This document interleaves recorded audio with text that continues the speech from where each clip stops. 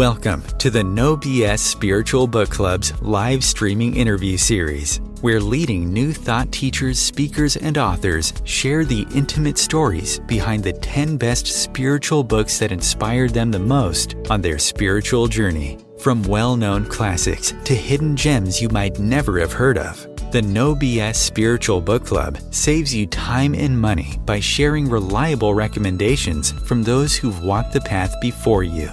The No BS Spiritual Book Club, the only no BS guide to the best spiritual books to inspire your own journey of self-discovery. Here's your host, founder of the No BS Spiritual Book Club, Sandie Sedgbeer.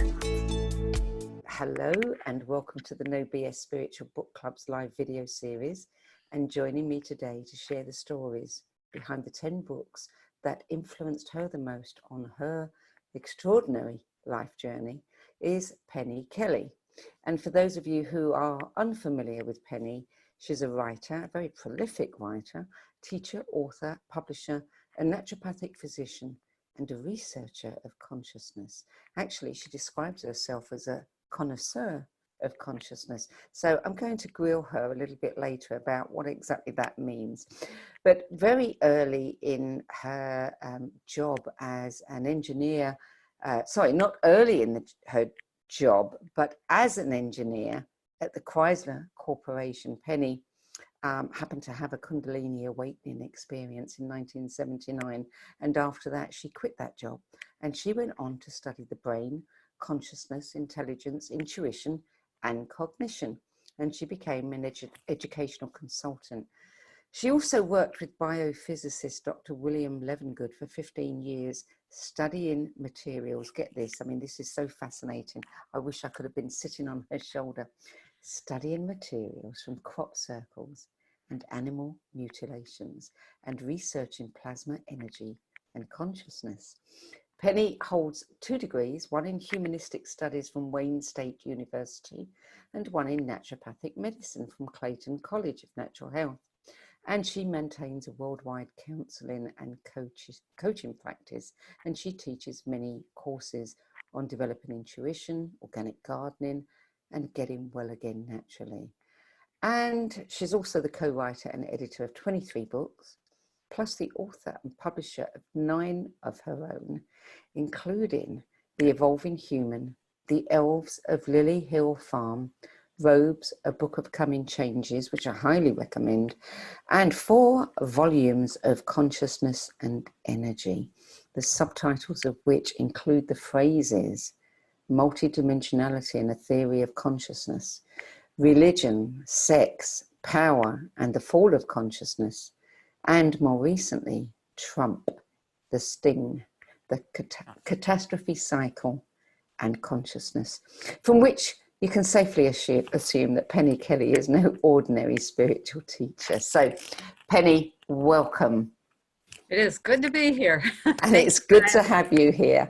And yeah. I've really been looking forward to this one. And just to everybody who's watching, who's joined us, if you have questions for Penny, and I can't believe you won't, feel free to post them in the chat window as we go along, and we'll address them before the end of this session. So, okay, Penny, before we start discussing your 10 best spiritual books list, 2 questions we always ask our guests.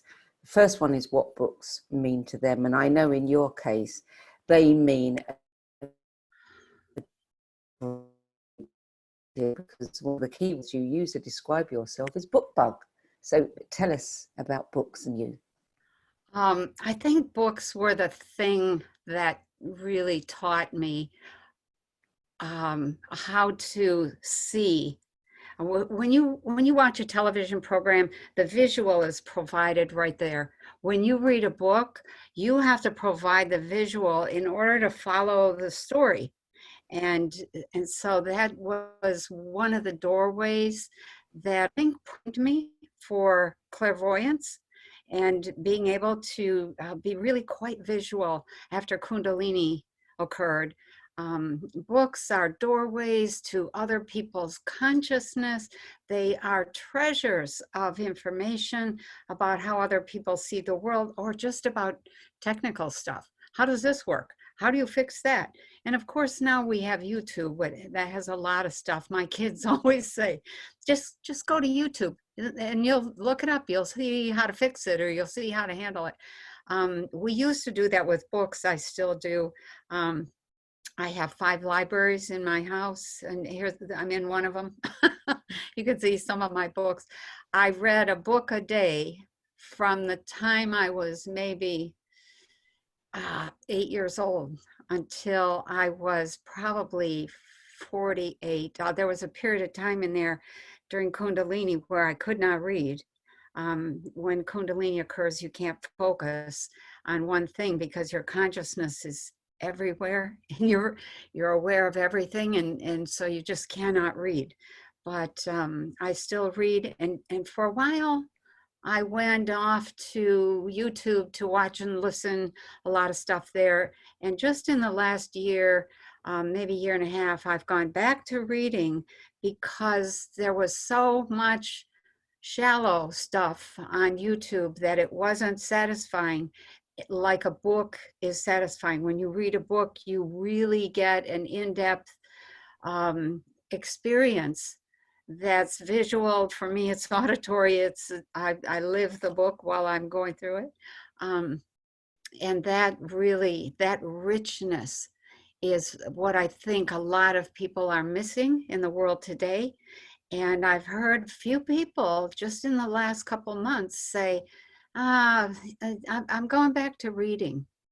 The problem that they all say, that I've heard from several, is, well, it's a lot of work to read a book, and it seems like everything changes so quickly. I did all that work to read for something that lasted a moment, just a moment in time. And I thought, yeah, there is a problem with that. But if you're reading stuff that's really relevant, it's timeless. If you're reading, junk, yeah, it only lasts a minute. Exactly. Yeah. Which is exactly why I started the book club. Yeah. So that people can access a repository of great recommendations for books that are substantive. Yeah. And as you say, I mean, you can't argue with a book that is full of truth. Truth is eternal. Yep. Yeah, that's really true. And that's really, I think, an important piece in terms of moving us toward becoming eternal beings. If you fill your mind with stuff that doesn't help you to become an eternal being, then okay, start over. Start over. And we do start over, and we start over as many times as we need to. But that's something that is not necessary. We need to accumulate wisdom, power, and to choose actions that align us with eternal life. And I often say to my students, when everything you do is aligned with life, then you'll have eternal life. And so it's choosing an alignment that really, I think, is important, has to happen. So the second question we always ask is, how easy or how challenging was it for you to find just 10 books? It was not easy. I went through my libraries and it was like, oh, that one. So it was just over and over and over again. I was I ended up taking probably 60 books off the shelves. And I have thousands of books, and I piled them, and then I went away, and then I came back a day or two later, and I thought, well, that one. And so I repiled them, and I kept winnowing down until I had 10. And I thought, they weren't necessarily the only books that I thought were my 10 best, but they happened to be books that I read at just the right moment in time when I was really in this process of trying to manage consciousness after Kundalini. And it was such, I really thought I wasn't going to make it there for quite a long time. And it's quite a long process. It's took me 17 years. But when you get to the end point, there's really no end point. When you get to this point where you stop fighting yourself, you stop telling yourself, no, it's not supposed to be that way. When it's that way for you, that's the way it is. And so you end up having to accept this is the way you are now. And I would always be telling myself, I need to go back to being a normal person, an ordinary woman. And that just did not work. And then finally it was like, okay, I really just need to stop fighting what has happened. And I had this message one day that said, this is your new normal. This is what the ordinary person is supposed to become. And at that point, I was like, oh, okay. So it was one of those moments of, of really profound understanding that there was a potential built into the human, which then later, when I started working with Dr. Levengood, I understood that potential in terms of the energy system, which is a major, we don't really, a lot of people don't really understand the the true nature of themselves or of the reality that we're in. But once you do, it's like, oh yeah, this is how we're supposed to unfold. And it doesn't happen for enough people. It just doesn't. There's a few. And I've been working for 40 years now with people who come to me, they find their way, they're struggling with Kundalini. Yeah. And that's really, it's a challenge. It's a life or death kind of challenge. I'm sure. Yeah.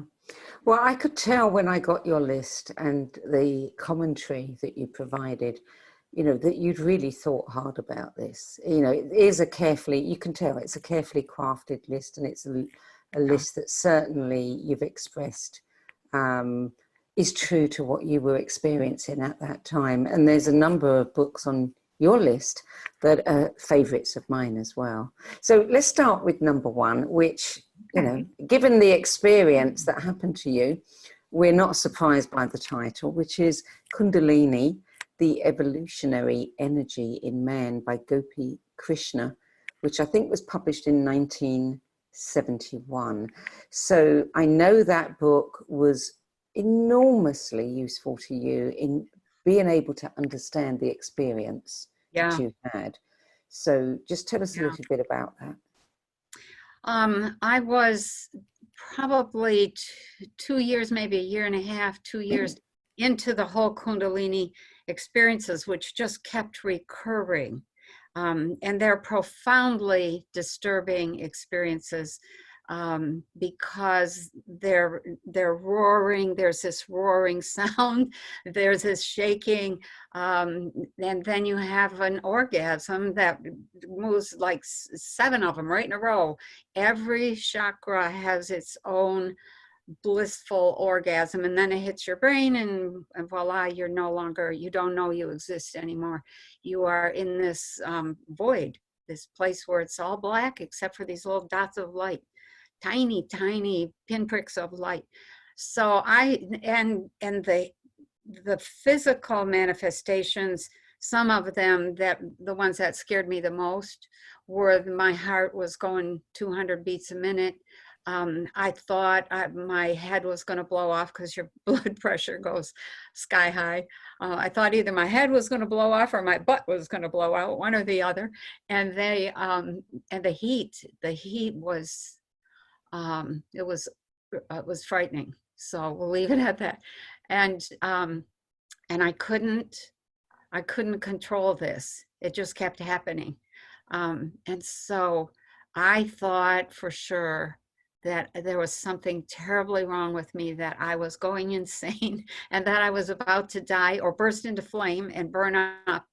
And that was made worse when some guy in Port Huron, Michigan, he was sitting at a bar in a bar, on a bar stool, and all of a sudden he burst into flame, and I was like, oh, it happens. Yeah. And so then I found other experiences of that in newspapers, and I was just terrified.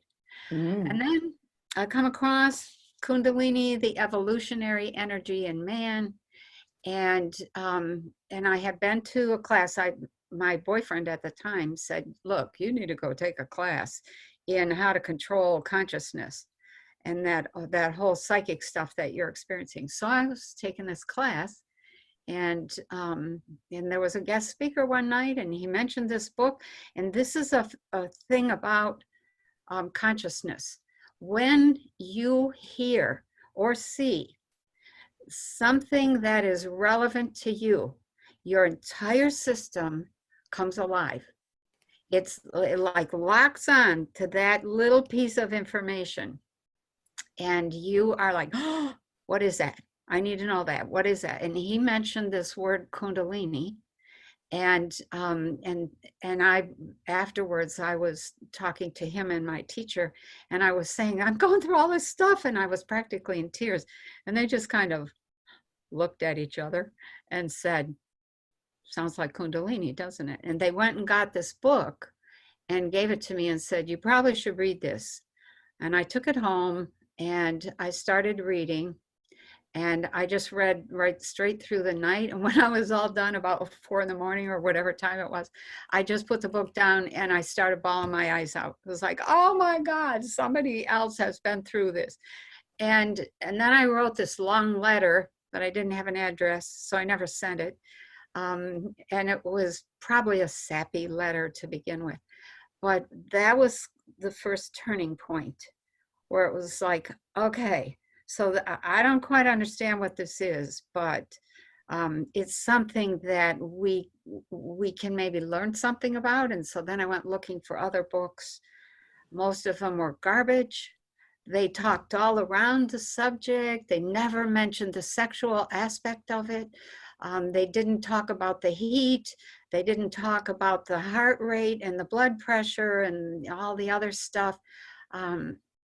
They didn't talk about how uncontrollable it was. So, yeah, Kundalini, the evolutionary energy in man, gave me this little thread to hang on to. So I was really, really grateful. So this is a book that you would recommend to anybody who's had a Kundalini experience, doesn't understand it, but would you also recommend it to many people who haven't, so that they understand what is possible? Right, exactly. Yeah. And I would recommend it to people who have any sort of, what do you call it, like a psychic experience, or they have this feeling. A lot of people will say, I just have this feeling or this knowing. Yeah, read it. Read this book, because it's so powerful in explaining what's supposed to happen in a human, and it should happen nice and easy. If it happens like it happened with me, it's not so nice and easy, but you can still navigate it. And the thing I tell people is, it's an intelligent process. So don't fight it. It knows what you're supposed to unfold into. So try to relax with it. Okay, good advice. Okay, so book number 2 is a book that I loved when I first came across it, probably at some point in the 80s, I would say. Psychic Discoveries Behind the Iron Curtain by Sheila Ostrander and Lynn Schroeder. Just loved that book. So tell us what it did for you. Oh my gosh. Because it came into my life, I had already recognized that there was this thing out there called Kundalini that nobody in the West knew about. But there was this whole bunch of people in Eastern Europe and Russia who were studying psychic abilities. And one of the things Kundalini does is give you almost overnight unlimited psychic abilities. Your consciousness has no barriers. And that is really a difficult thing. It sounds nice, but it's really challenging. And here was all these scientists studying that. And my thought was, there's hope for the world. There's hope. They'll explain what this is, how does this work, and I've read it. And one of the things that I read in it was about Dr. Georgy Lazanoff, who's now passed away. But he had developed this educational method based on the capacities of consciousness and using different frequencies of consciousness to input information in, and then different activities to cement and kind of anchor that information. And he was, I think he said he was getting, he was teaching 2.5 years worth of education in one 9-month period.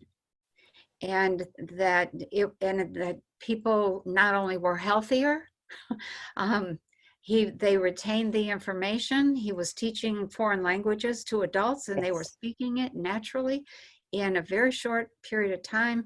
And my thought was, I want to learn that. I want to understand how to do that. And eventually I did. I did go to the Lozanoff Institute and became a teacher specializing in accelerated teaching and learning. And he called it Suggestopedia. And I was like, that is the ugliest word. Why would we call it Suggestopedia? And I know why, but in America, it was called Accelerated Teaching and Learning Techniques, or Brain Compatible Teaching and Learning. So I became a teacher teaching teachers how to use these techniques for like 18 years. And then started my own school. Didn't Sheila Ostrander write another book that was purely about that? I remember I had that book, and she talked about having, what's the musical thing? Yeah. You know, and you can record stuff that you want to remember, and you can play it back to yourself, and you record it at certain pitch and cadence, and it's really good for actors learning lines or anybody taking exams. Yeah, I played with that for quite a bit.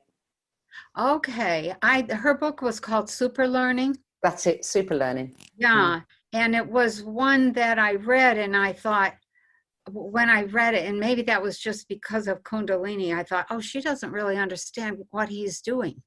She doesn't understand consciousness, but she had developed a system. Yes. And I thought, okay, it's a substitute. It was awkward compared to what he was doing.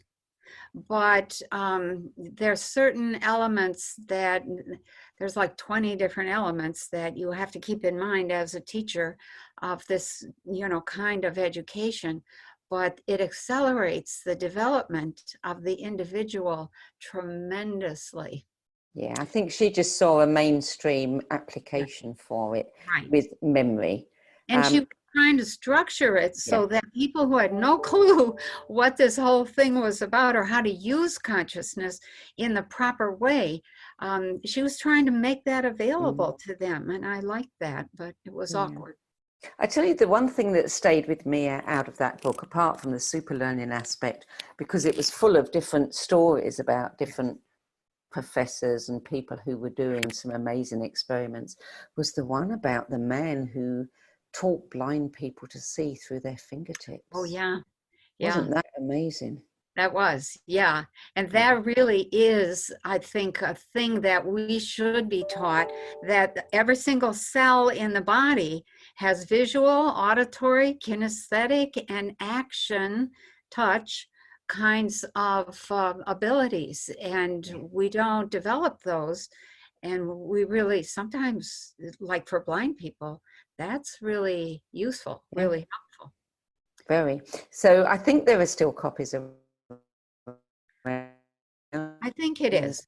I would heartily recommend that anybody who's interested in human capacity read that book. But let's move on to number 3, which is The Holographic Universe, The Revolutionary Theory of Reality by Michael Talbot, which I think was published in around 2011. And Larry Dossey called it a wake-up call to wonder and adventure in ideas. Yeah. I think at that point in time, he just really the thing that struck me, there were many things about the book that struck me. One of the biggest things was that at that point in time, let me back up a step. When you undergo Kundalini, when it's happening, you have access to the entire cosmos, the entire array of beings that are out there. And so I had some beings who were teaching me and reminding me of who I was and where I came from and all that stuff. But they were, the thing that really struck me that was in Talbot's book was how the holographic universe works. And it was almost a perfect match, or complement would be a better way, to what I was being taught about the eyes. I'm a student of the eyes in other dimensions of existence. So we'll leave it at that. And the way that the eyes work, it was explained or to me by beings who are not physical. And then what Michael Talbot had in his book were these drawings that Carl Pribram and Carl Lashley had figured out regarding holographic imaging and photography. And I was like, oh, wow, the eyes do the same thing. So there's two blue rays that come out of the eyes, and they cross at one point out there and wherever you want to see what you want to see, and you will see what you want to see. But where those two beams of light cross, there's an interference pattern, and what's in that interference pattern is what gets illuminated and put into your brain, and how the brain works. That's all, it's fascinating stuff. So that when I read that book, it was like, okay, we in America are beginning to examine things like brain function and eye function, and how does that affect consciousness? And he was all about paranormal. And so it was really very timely in getting me to understand, okay, there's some overlaps here. I don't think I have all the pieces, but I'm beginning to see. I'm beginning to get it. And it was very, very encouraging. And the other thing that really came out of that book was this understanding that I was part of what I'll call a new science kind of effort. And if we couldn't if we could not develop to the point that we understood that new science, which I didn't even know for sure what it was at that point, we were not going to be able to make the leap in consciousness that we have to make. And we're right there right now. So that science, the new science, in a paradigm, all the pieces have to fit together. When your science is saying, no, that's not how the universe works, it works like this, it doesn't, you have to either choose one or the other. You move to the new science, you move to the new paradigm. And all of your technology, all of your housing, all of your medicine, everything becomes different. So that was what I got out of Talbot's book, is the new science has to be understood. So I was very grateful for that. I imagine, yeah. Now, number 4 was a book that I also fell in love with, and I didn't read this until the early 2000s, but it was published in 1989, The Secret Life of Plants by Peter Tompkins and Christopher Bird. Wow, did that one blow my mind? Yeah. Yeah. Actually, it started as a movie, and I happened to see the movie, and it was the most artistically beautiful, musically enchanting documentary that I have ever seen, bar none. And every element, from consciousness to color, to sound, to science, to, oh my, it was just enchanting. And I think that when I saw the example of the plant that had been murdered by the lab assistant, yep, and the other plants in the room witnessed this guy coming in and tearing this plant all to pieces. And then, I don't know if it was a few days or a few weeks later, the same guy comes in the room. All the other plants were wired up to sensors and hooked to a chart recorder. They went berserk with fear. And I was like, OMG. They are alive, they're intelligent, they're conscious, they have a memory. That it was like this doorway to Mother Nature. And it started and then it deepened when I met the elves here on my own farm. And I've been having this love affair with nature ever since. And I think that's one of the major sources of security in life, is that reconnection with nature. And I grew up as a kid, you know, at farming and all of that. Of course, I couldn't wait to get away from that. But I'm looking back now and realizing, woo, if I hadn't had that, I wouldn't have the confidence that if the world falls down around me, I know how to get water, I know how to get food, I know how to preserve things, I know how to hunt, I know how to make clothes, I know how to build houses, I know how to do my own medicine. When you're a poor farm kid growing up, those things are normal. And they lend this quality of security that if the external world falls down, you'll get by. You know what to do and you know how to do. Not just know, it's not just know that, it's know how. And that's missing for so many people today. And it's very sad.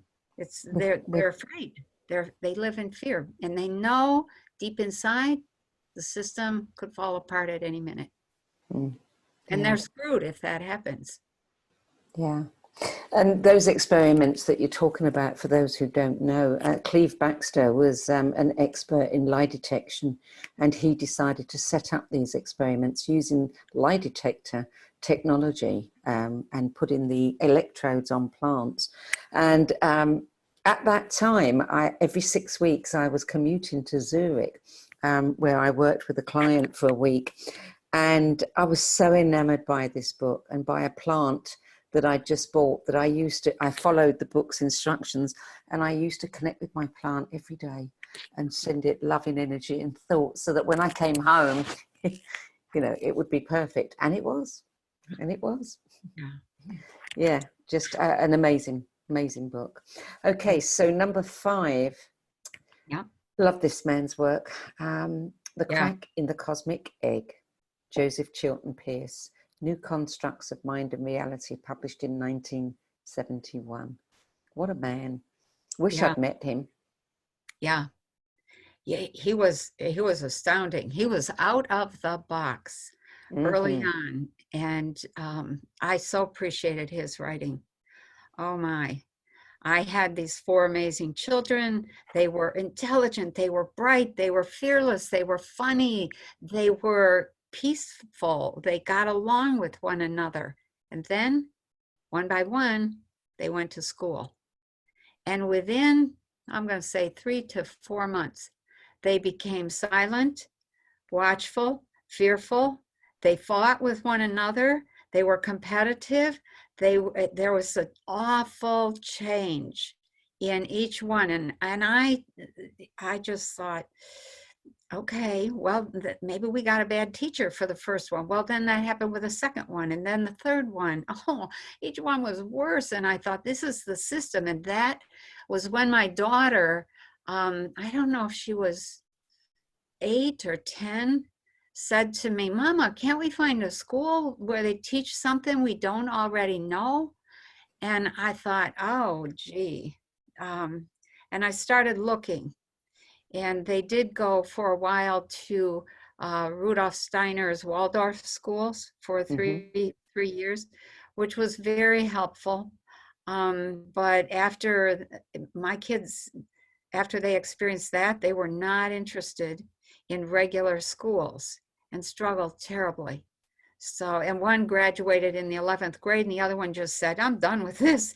And she was in the 8th grade and I'm like, no, you can't do this. And she's like, Mom, I'm a smart girl. And she was.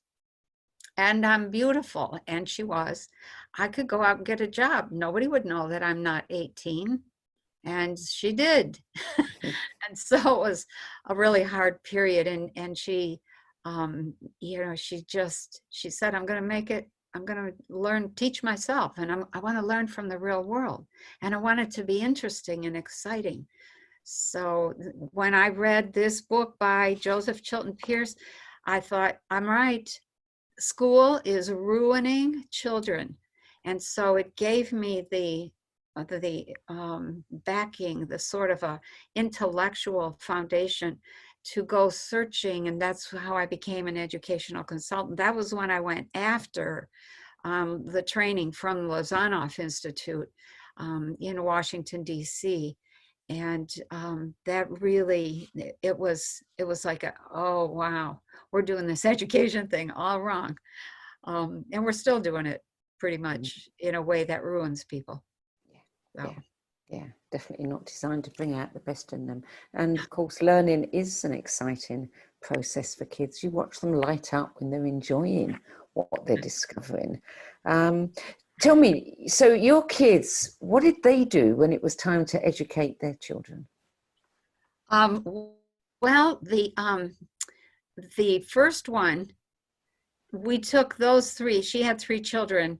There was a period of 3 years where we took them out of the education system and put them in homeschooling, and just said, you know, the school is wrecking them. They can't see that these are intelligent kids. And, and so we homeschooled them. And we did a two-part program, and that program consisted mostly of, this is how you survive in the world. This is how you grow food. This is how you preserve food. This is how you sew, knit, hunt, milk cows, take care of chickens, et cetera, et cetera. And they had to write papers about that. And then we read and did math and talked about history and studied science and nature in nature. And that when they went back to school after 3 years, they came home and they said, Grandma, the kids in school are like babies. They're immature. And what I discovered, what I realized was that the homeschooling had matured them and anchored their personal development in a way that the kids in school were not getting. And they've all become really pretty amazing people. So my second daughter just had one child, and he's now a major lawyer being fought over by law firms all across the country. He just graduated. And then I have one other grandson who is went to school and then said, I think I'm going to go out and work in the world for a while because I'm not sure what I want to be. And so he's just at this point now where he's pretty sure he knows what he wants to be. And he's talking about going back to school. And that's really the best way. You get into school, you spend a fortune, you become something that 5-10 years later, you're like, I don't want to do that anymore. You have to educate yourself for your passion. You know, it will be very interesting to see what emerges after this lockdown period when so many children have been homeschooled.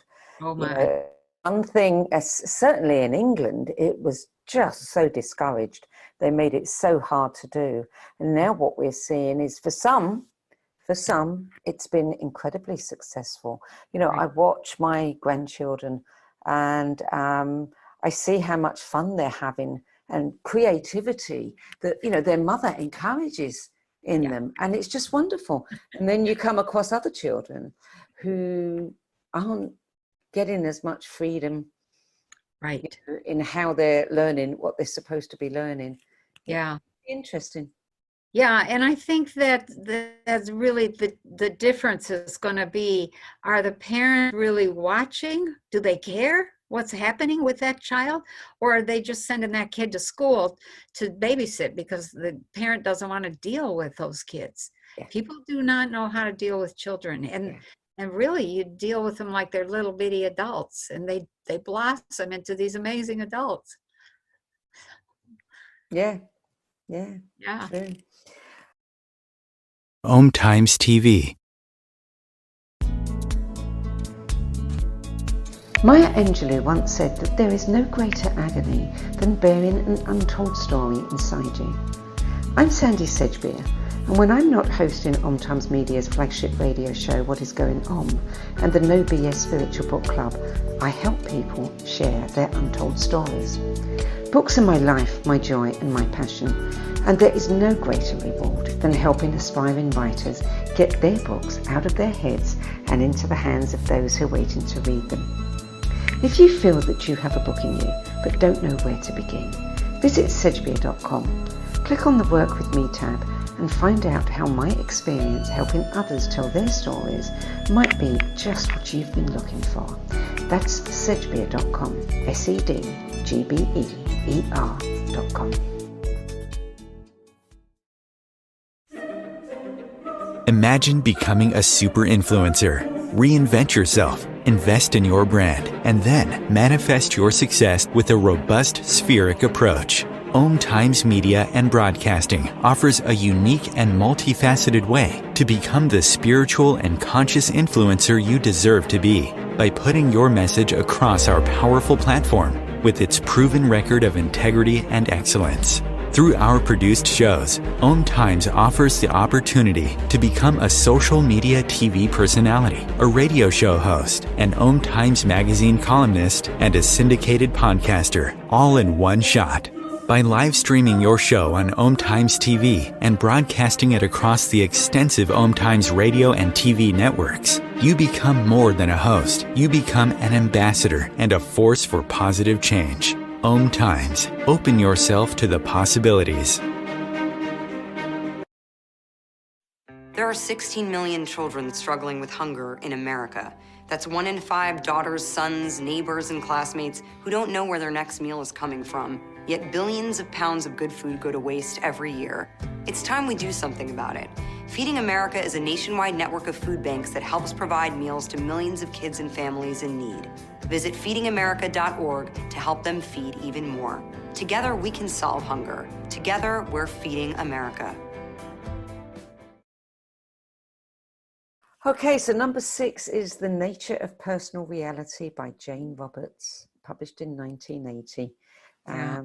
And you received an entire set of Seth books from somebody who thought you needed to have them.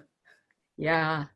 I was actually working with Dr. Levengood. This was like probably 2003 or 4, something like that.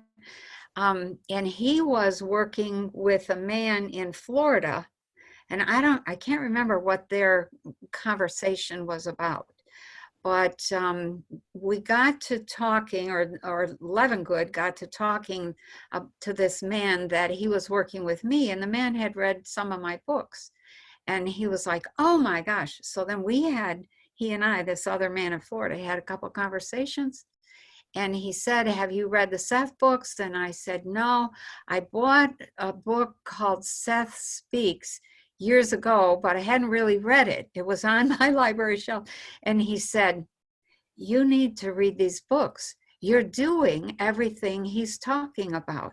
And I said, oh, okay, I'll get some, I'll read it. I'll read the one that I have.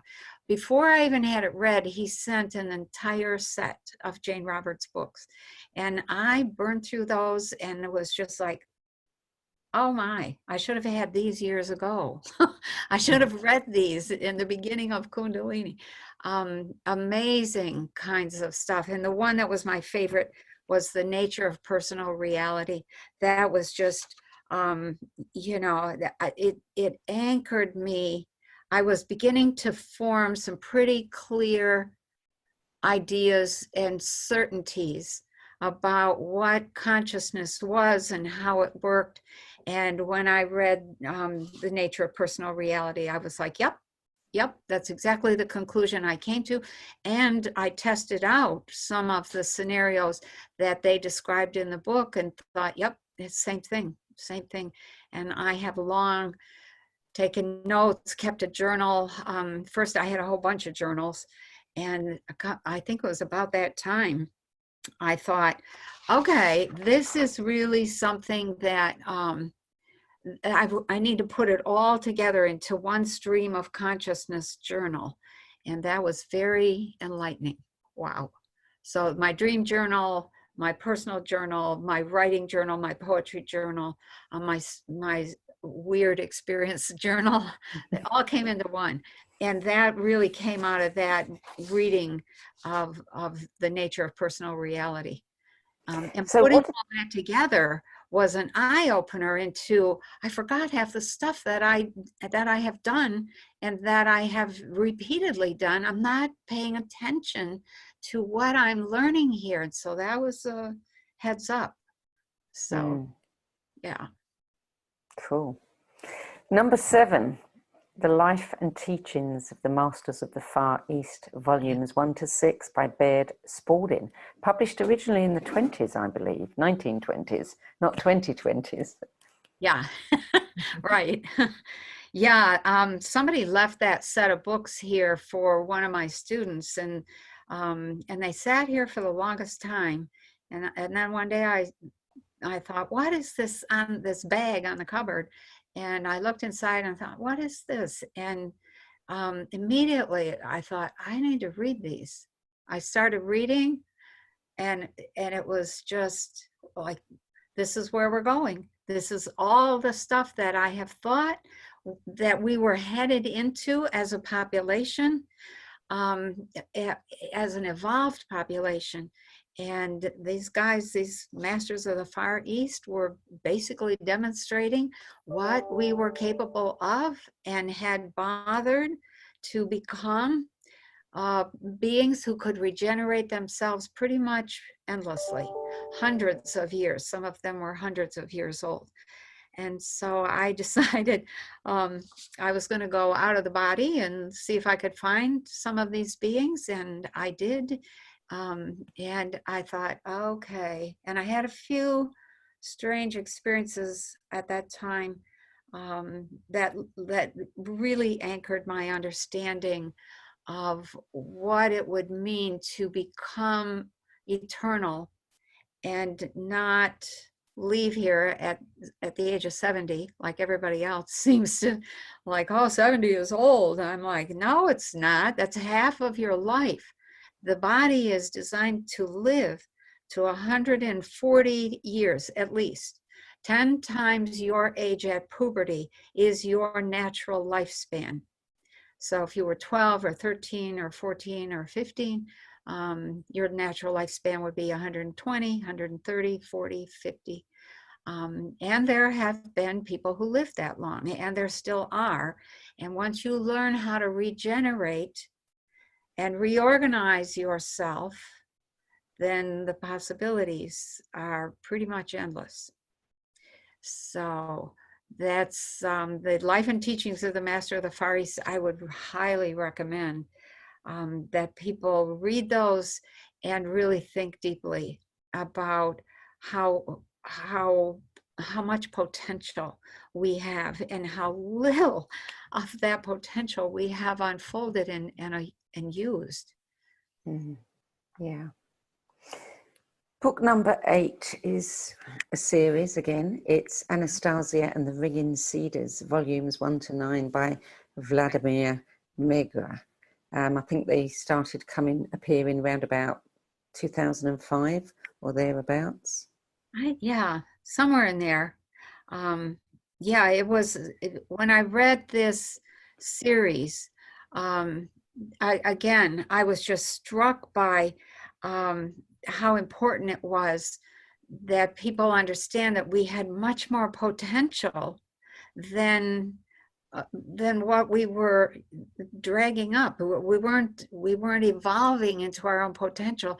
And I think the other thing that really struck me, I'm not sure if I can explain it. It was a personal sort of moment in which I thought, okay, if I had been thinking for quite some time that we were headed to a crisis. And when I was with the little men in brown robes, they had said, the period that will be the most difficult and will kind of set the stage, is going to be from 2015 to 2021. You're probably going to come apart. The U.S. is probably going to come apart. You will probably end up in a civil war. This is, all this stuff that I ended up putting some of that in robes, and I tried to tone that down so I didn't frighten people. But at that point that I was dealing with the robes, which was back in the first 3 years of Kundalini, they had said, well, this is what you came here to do, and we want you to renew your agreement. And I'm like, no way. And you guys are nuts, and I can't do that. And who am I? And just all these excuses. And they're just like, well, if you just relax, you'll see it'll all unfold naturally. And I just could not believe that, couldn't accept that. But I did think that if I could teach the world, because the task was to teach the world about the mind and consciousness. And I was like, are you nuts? The world? And this kind of teaching presumes or can only be done to people who are asking or interested. You can't just impose this. This isn't the American public school system or the European public school system. You can't say you have to know this. This is choice, and nobody's interested. But they said, no, you just wait until the crisis. We want you to take good care of yourself, because you need to last a long time. Which at that time, I think I was 32. 33, and I thought, geez, I'm going to have to last till I'm 50, which I was really old. And so now here I am, 72 and a half, and I'm thinking, I thought we would be done by now, and we're just getting started. So at this point, when I read this Ringing Cedars, I thought, okay, Anastasia had taken on the entire world, and she was doing what she could. And that really became my attitude. It's like, son of a gun, if she can do it, I can do it. I'm taking on the entire world. I'm going to do what I can. And that became a turning point right there. Those books. It was like, okay, do what you can. So it matters what we do, each one of us. And collectively, we're creating this system, this reality system. And so it matters a great deal. Don't ever think that you have no power and you're not doing anything. Just being here is doing a lot. Life is a system that has to be maintained. So, yeah, I love those books. In fact, I've thought about rereading them. Okay, so number 9 is Postmortem Journal by Jane Sherwood. Yeah, I read that, and I had originally read some books by Chico Fernandez, who was the guy who taught John of God how to do what John of God does. And I've thought about putting Chico's books in there, but Jane Sherwood just really kind of spelled it out very, very nicely in this book. It's a book about her connection to somebody who had died, and she was doing some automatic writing, and she didn't know who she was connected to, but this voice or this presence was writing and using her to communicate. And long story short, it turned out to be Lawrence of Arabia. He gave himself another name and told her she could use some other name.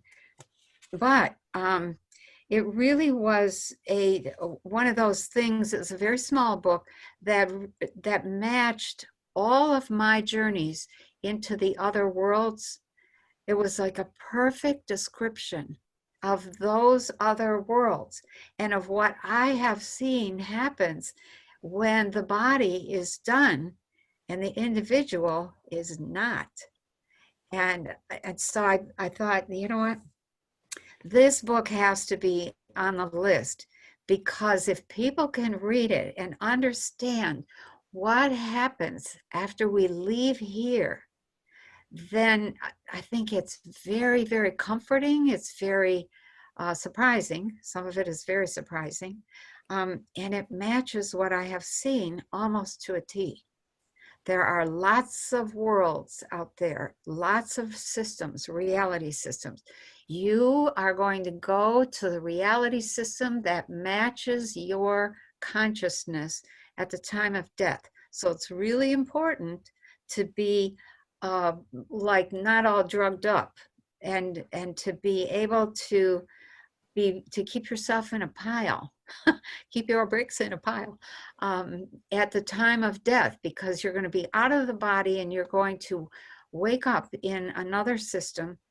And if you were in a moment of despair at the moment of death, you'll be in a system that's despairing. If you were in a moment of fantasy at the time of death, you're going to be in a fantasy system. If you're in, terrified of hell, you're going to end up in a hell world. There's a lot of systems out there. And so this one is a perfect description of what I have found in terms of what's on the other side and places people go. So, and it's very educational. You continue your development, whatever development you didn't get accomplished here continues, even though you don't have a body. It's the consciousness that you are developing. And there's a reason for that, which is kind of a long description, but it has to do with the fact that life is a system, and it's a system of awareness. And that awareness is recycling awarenesses in order to come to this place of utter bliss that underlies or sustains all of us, and has this one thought, I am. So, but like I said, that's a whole different thing. So yeah, read this book. It's well worth it. It gives you an idea of whatever you didn't finish developing here in this life, you're going to finish in the next life. And I have family on the other side, and we've been communicating back and forth for years now, probably 40 years in some cases. And we've had people who said, okay, I'm coming back, and this is when, and this is where I'm coming, and this is who I'm going to be. And sure enough, they showed up exactly on time. It's an amazing, we're in an amazing system. This is an amazing system. There's a whole interview just based on what you said just then, but we don't have time for it right now, unfortunately, because that would be a really interesting one to follow up on. But let's move on, because we've got number 10, which is History, Fiction or Science, volumes 1 and 2 by Fomenko. Yep. Yes. So tell us, you say that what attracted you to his books was the outrageous claim that the story of Jesus Christ was not true. Yeah, I know. And being raised Catholic, I was like, what? Bad girl. Yeah. My attitude was, okay, this is some new age idiot. I'm going to buy this book and I'm going to read it, and then I'm going to tear him apart.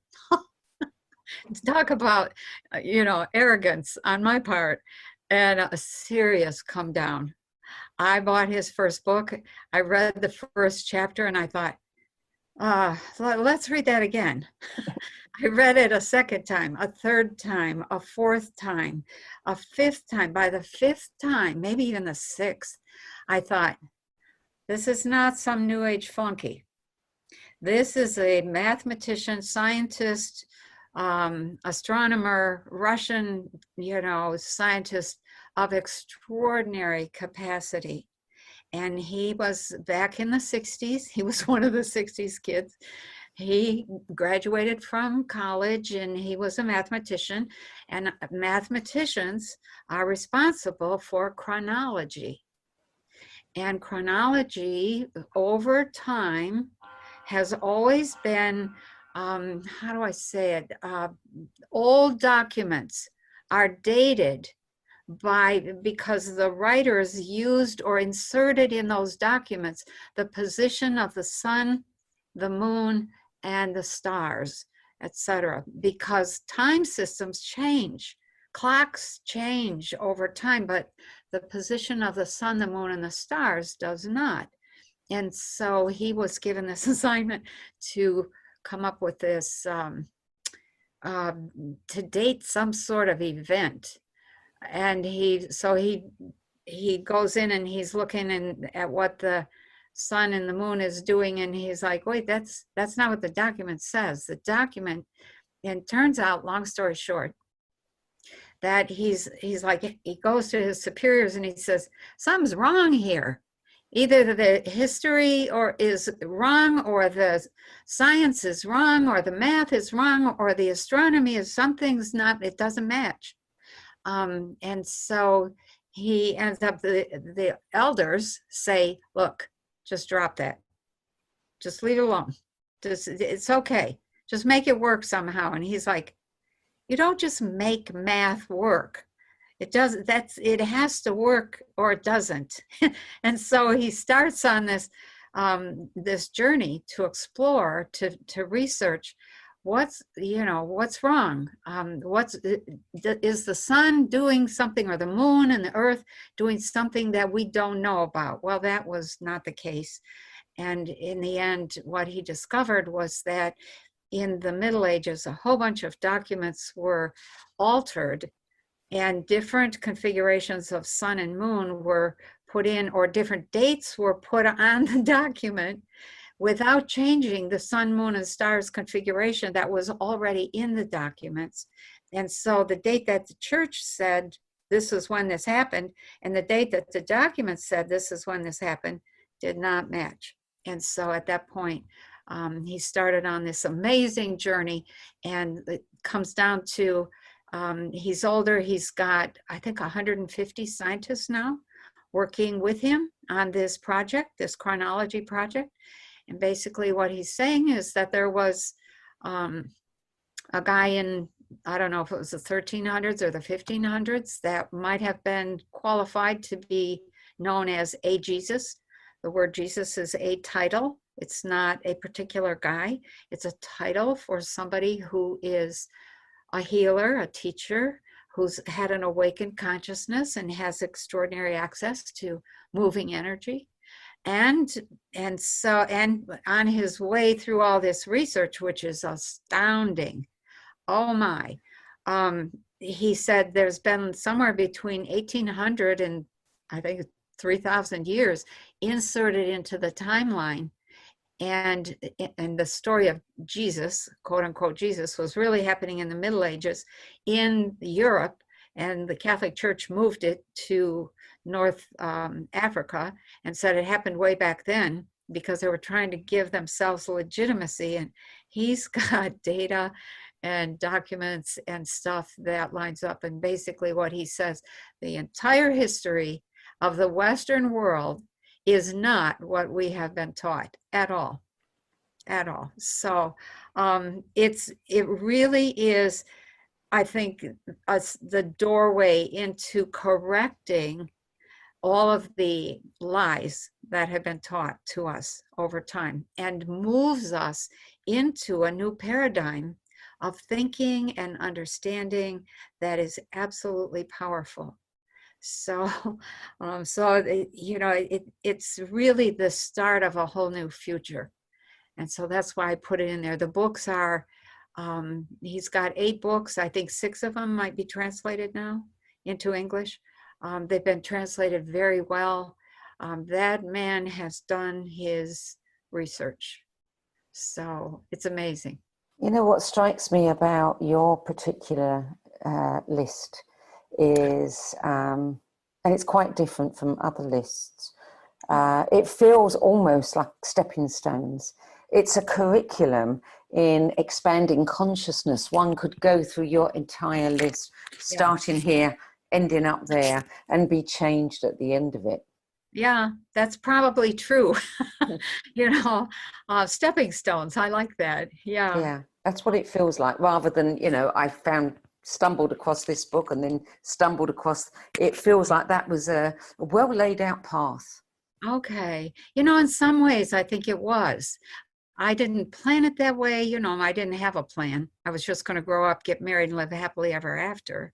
And I'm not even sure the get married part was in there. I was going to grow up and be a doctor. That's what I wanted.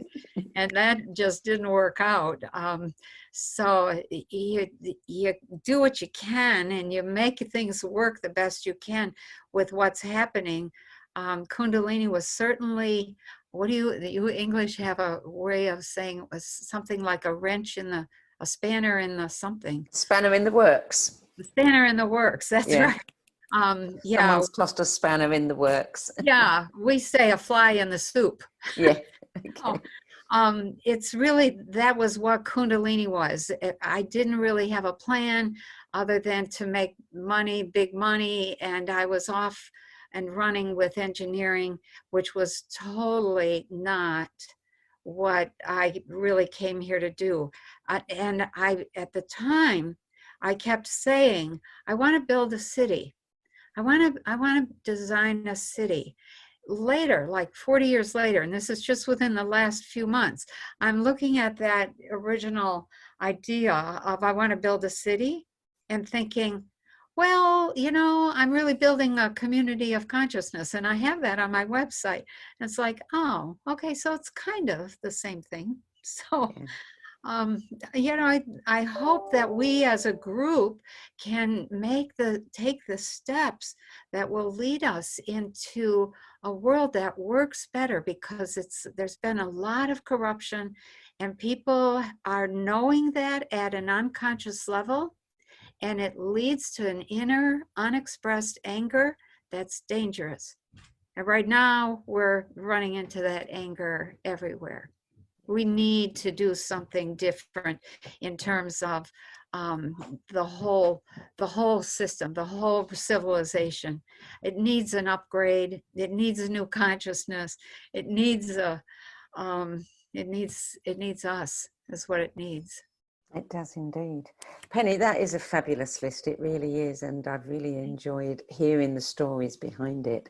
It's been very rich. And I'm sure everybody agrees with me.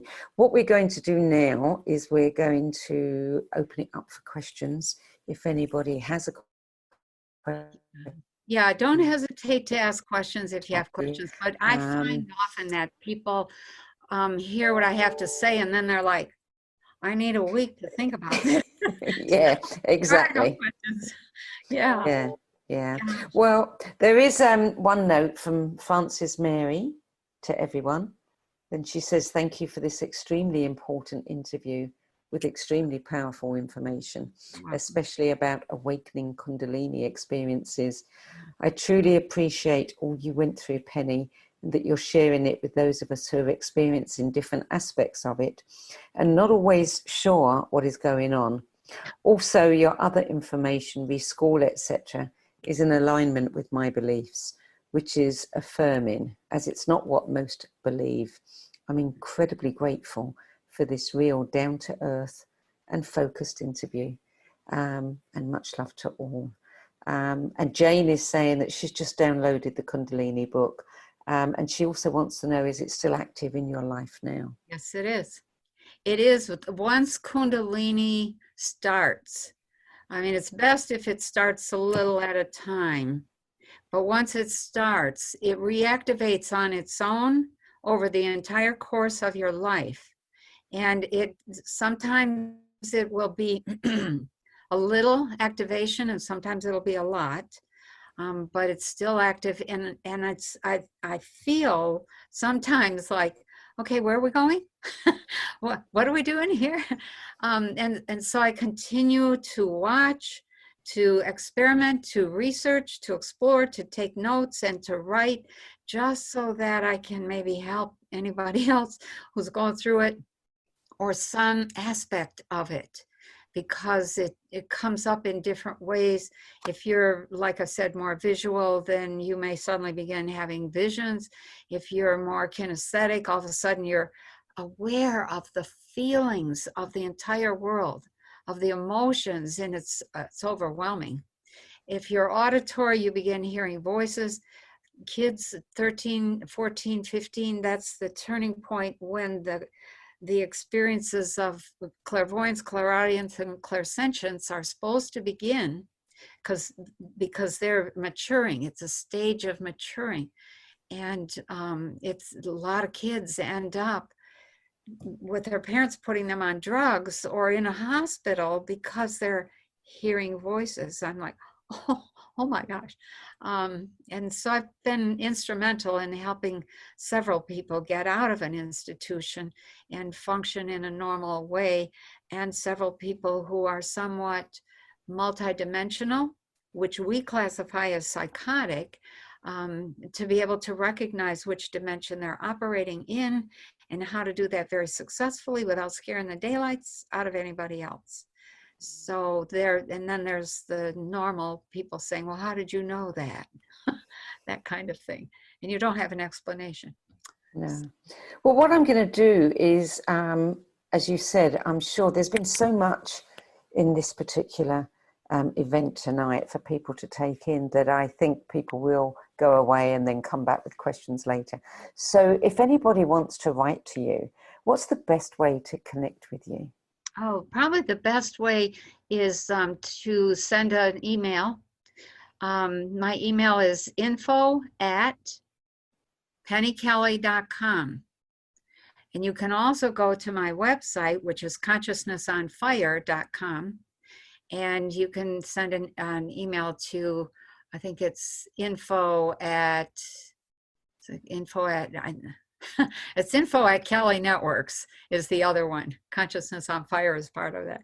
Yeah, we just rearranged everything. But the easiest one is, I'm going to say it's penny@pennykelly.com because it's just my name and it's easy to remember. Any of those will get to me, but penny@pennykelly.com is the easiest to remember. So consciousnessonfire.com, is this a brand new website, and does it replace pennykelly.com, or is it in addition to? No, it replaces pennykelly.com will take you to consciousnessonfire.com. And that's where my books are and my classes and, you know, a little bit of blog. And since I started my Patreon site, I've woefully let my blog slide. So there's not much recent on the blog, but I've been very busy on YouTube and BitChute and Patreon. So. And I have to share with everybody that, you know, you and I, we've done 3 or 4 interviews over the years, radio interviews, and you're the only person in all the years that I've been doing interviews that I mean, many people I find I want to talk and continue a conversation with them, but you're the only one that we've actually said, okay, we really do have to continue this conversation and record it and just leave it out there for anybody to access, because we didn't even begin to get to the heart of some of the things we wanted to talk about. And that's the danger of interviewing you, Penny, because we know there's never enough time. Oh, okay. Well, just give me a call. I've been really busy this last year and a half. Oh my, I have so enjoyed. And this, I have to just say, the robes were right. They said it'll all happen very naturally. Just don't get excited. And so I've been like, oh, okay, it seems to be happening. I'll just make myself available. And what I see is this slow building wave of awareness, and the language of consciousness, the language of energy is beginning to be understood. It's like, okay, we'll just keep going. We'll get there. We'll make it. So.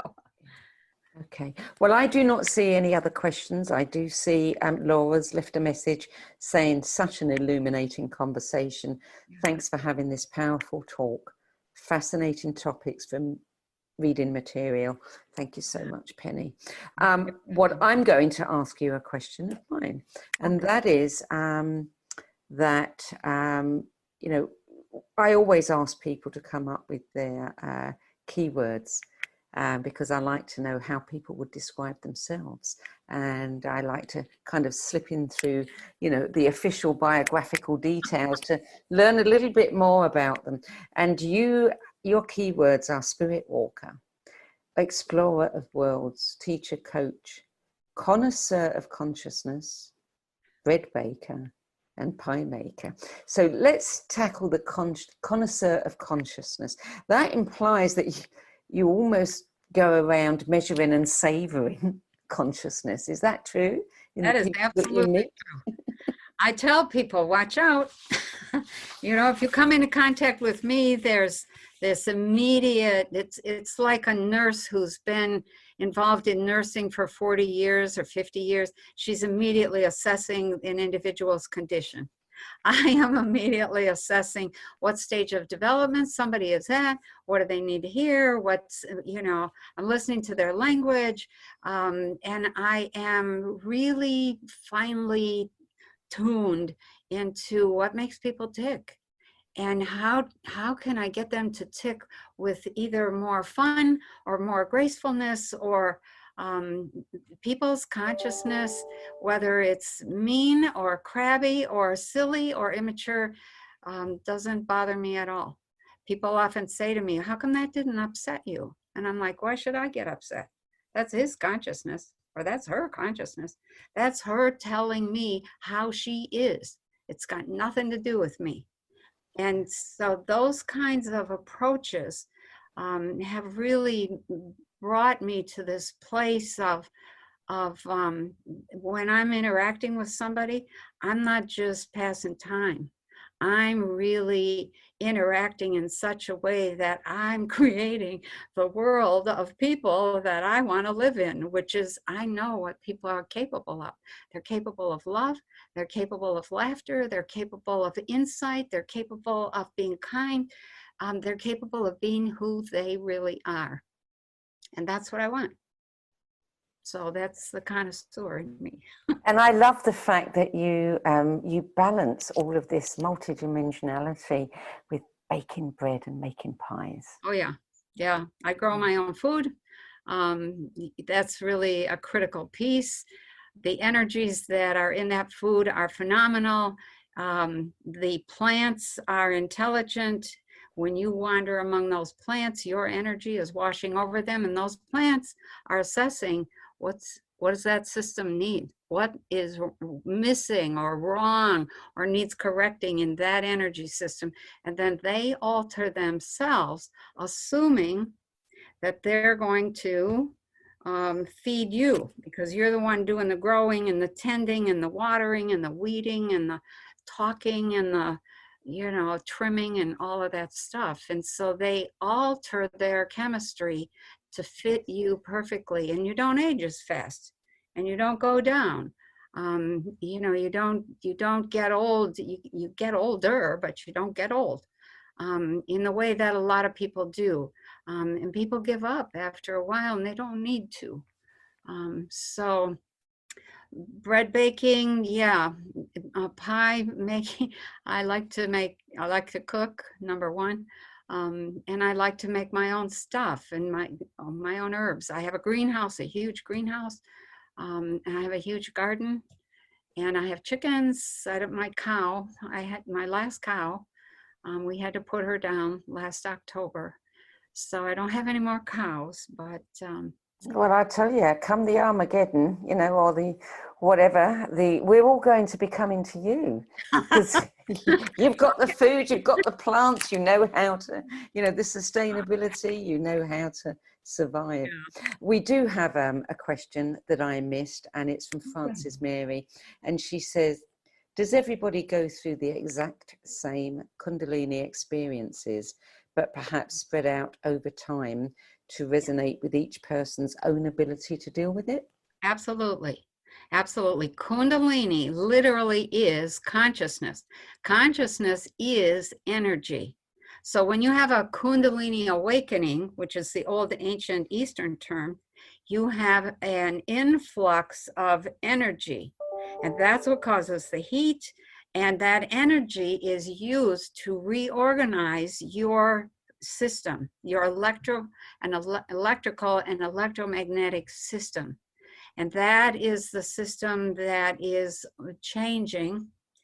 And the more energy you can have as a throughput, the more consciousness you have and the more stuff you can be aware of, the bigger the range of frequencies you can access.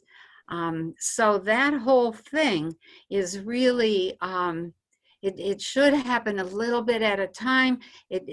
I mean, I've heard all kinds of stories now. People have shared what they were doing at the moment of Kundalini.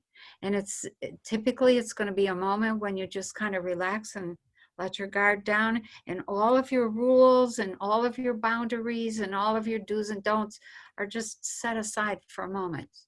And when that happens, then your system you're going to take in more energy, and you're going to use that energy to reorganize your chakra system, your energy system. So yeah, and you want it to be over time, nice and slow, but steady, so that you get more and more powerful, more and more wise, more and more awake as you grow older. So Thank you. Thank you, Penny. One last question, and that is, if you had to give just one of these books to somebody that was starting out on their journey, which one would you choose? Oh, wow. Starting out on their journey. It would probably be, it'd probably be either book one, if they've had some hints of Kundalini, or book two, because one of the things that occurs as you start to awaken is the development of intuition. It just comes naturally. And, it might not be the best one, but I would say probably that one would say, oh, look at all the people who are studying this. This is normal. And what you need at the beginning of the journey is to know that you're still normal. There's maybe some other books I might even, say, well, maybe I should get my first consciousness and energy book, which is, or my Evolving Human, which talks about my own individual journey of awakening and what's involved in that. A lot of people have written and said, I didn't realize I had that experience. And then they share the whole story. It's like, yep, you did. So, there's maybe one or two others that I would say might be good. Certainly not the one on death. Certainly, if you're interested in nature and that connection, then I would say The Secret Life of Plants.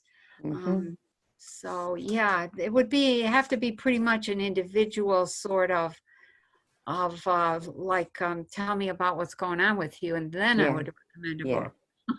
Yeah.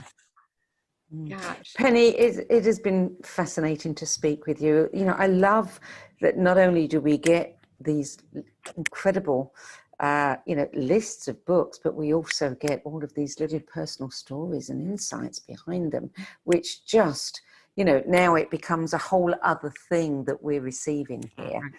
So much more than just a list of books. Thank you for taking the time to be with us today. I know how busy you are. I'm sure that we're going to get a number of questions afterwards, and maybe we'll have you back sometime as well. But okay. I really appreciate the time you've given to us today. Okay. Thank you. Thank you. Thank you for having me. And thank you to all of you guys for listening. I appreciate it.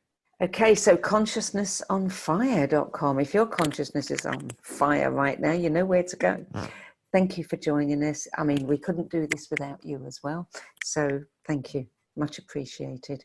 And I'll see you again next week at the same time. Till then.